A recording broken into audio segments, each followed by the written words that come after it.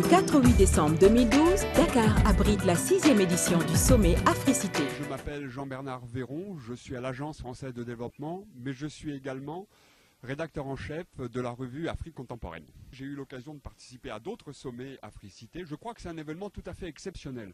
Vraiment exceptionnel par les prises de contact, le nombre de personnes qui y assistent, de tout milieu, de toute origine, de tout pays également, d'une part, et d'autre part parce que l'Agence française de développement est en charge de l'appui au développement économique et social des pays dans lesquels elle travaille, et Africité est un des outils forts, puissants, permettant d'articuler ce développement économique et social aux différents niveaux, que ce soit au niveau de l'État, au niveau des collectivités locales décentralisées, au niveau aussi des populations à la base, soit à titre individuel, soit en tant que membre de la société civile organisée. La participation de l'Agence française de développement à Africité, c'est d'abord une participation en tant qu'un des principaux appuis au développement économique et social du Sénégal, mais de 80 pays dans le monde dans lesquels nous travaillons, dont tous les pays d'Afrique. C'est un premier élément, donc le rôle de l'Agence française de développement en termes d'appui au développement économique et social de ces pays et de ces populations.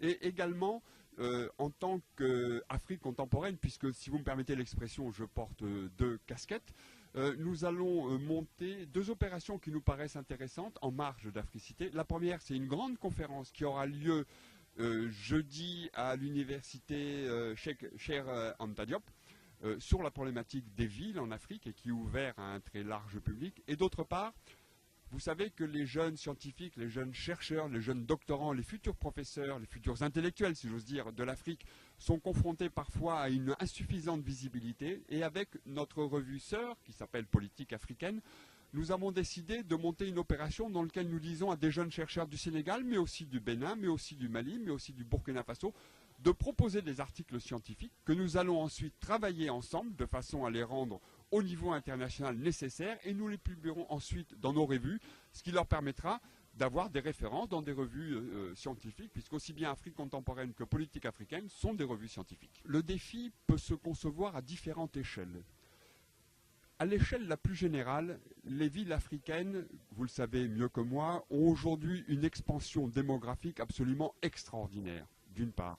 D'autre part, ces villes africaines sont très largement les porteuses de la modernisation du continent, qui a longtemps un petit peu traîné et qui aujourd'hui, je crois, s'est nettement accéléré. Mais troisièmement, ce développement des villes africaines qui fait qu'en gros, l'Afrique des campagnes va devenir progressivement de plus en plus l'Afrique des villes, exactement comme dans les autres continents qui se sont développés sur le plan économique et social. Je crois que cela entraîne un certain nombre de tensions, de conflits, de difficultés qui sont extrêmement importantes. Et de façon à pouvoir résoudre ces difficultés, il y a certes les États avec leurs appuis extérieurs, donc par exemple l'Agence française de développement, mais il y a aussi les collectivités locales. Les collectivités locales qui sont en charge de ces villes, les communes par exemple, les régions, ont un rôle très important à jouer. Et qui plus est, au niveau le plus proche des populations à la base, il y a toute cette société civile organisée extraordinairement vivante, extraordinairement diversifiée, qui est en articulation avec les deux autres niveaux, à savoir les collectivités locales d'une part et d'autre part les États africains. Je crois que les rêves et quand je dis je, c'est nous, que nous pouvons espérer se voir réaliser à travers ce sommet, ce sera le fruit des multiples prises de contact qu'il y a entre ces milliers de personnes qui participent à ce sommet et qui permettront demain d'avoir de nouvelles innovations, de nouvelles entreprises, de nouvelles directives, de nouveaux axes d'intervention. Je crois que c'est en quelque sorte ce maelstrom, et c'est vraiment un maelstrom, c'est absolument extraordinaire. Je crois que c'est ce maelstrom du rencontre des individualités, des entreprises, des collectivités locales, des États, des bailleurs de fonds de l'aide au développement, que c'est ce maelstrom que va naître demain 1000 opportunités de continuer à moderniser l'Afrique. Et encore une fois, je le dis, de moderniser l'Afrique, notamment à partir des grandes villes africaines comme Dakar.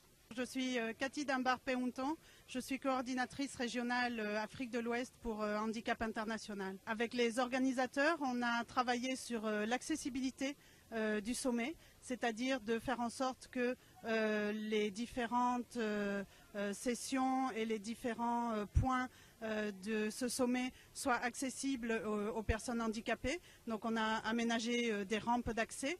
On a également permis la traduction en langue des signes de la cérémonie d'ouverture.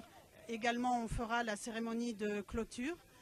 Voilà. Et puis nous participons également sur une session spéciale sur les villes inclusives et pour une meilleure implication et participation de tous les citoyens, y compris les personnes handicapées, à la vie de la cité. Handicap International appuie les associations de personnes handicapées dans les différentes collectivités. On est présent actuellement sur à peu près 8 pays de la sous-région et dans une vingtaine de communes où on travaille avec les associations de personnes handicapées, avec les autres organisations de la société civile et bien sûr avec les élus pour faire en sorte que les citoyens, notamment les citoyens handicapés, soient pris en compte dans les politiques publiques. Justement, le programme que l'on développe sur ces 8 pays de la sous-région, c'est le programme décisif et on travaille sur l'accès aux droits des personnes handicapées. Donc ça peut être par exemple l'accès à l'éducation, l'accès à la santé, travailler avec la municipalité pour que l'accès à la citoyenneté soit plus facile pour les personnes handicapées. Donc par exemple, pour vous donner des exemples très concrets, on a travaillé avec une collectivité locale au Burkina, à Zabré, sur l'accès à la citoyenneté, c'est-à-dire à l'acte de naissance et aux cartes d'identité nationale pour les personnes handicapées, mais aussi pour l'ensemble des citoyens de la commune.